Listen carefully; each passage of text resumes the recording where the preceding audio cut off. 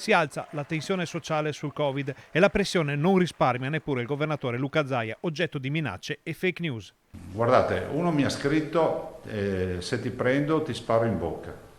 Allora, aveva fatto come al solito la denuncia e questo è stato identificato a un militare. Me ne racconto una delle tante che ha famiglia e io non è che mi diverto andare avanti, potevo andare avanti, no? A uno così lo rovini, sì o no? Io ho chiesto di fare volontariato e l'altro giorno mi è arrivata la carta che ha completato le sue ore di volontariato presso la Croce Rossa.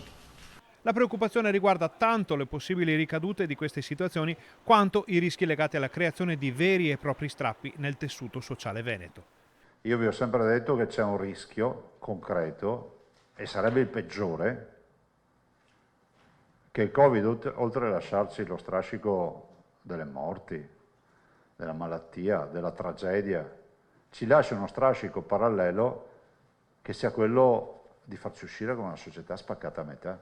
La ripartenza e il ritorno alla normalità possono mitigare queste frizioni e la riapertura delle scuole in presenza è un passo fondamentale verso la nuova normalità. Noi abbiamo un appuntamento con la storia che sarà lunedì 13 apriranno le scuole, saremo presenti in molte scuole per testare il grado di circolazione del virus con i tamponi salivari e gli screening. E penso che noi le due sfide che abbiamo adesso per l'autunno, ricordo che l'autunno inizia il 21 di settembre, saranno sicuramente screenare le scuole e evitare che si diffondano focolai importanti.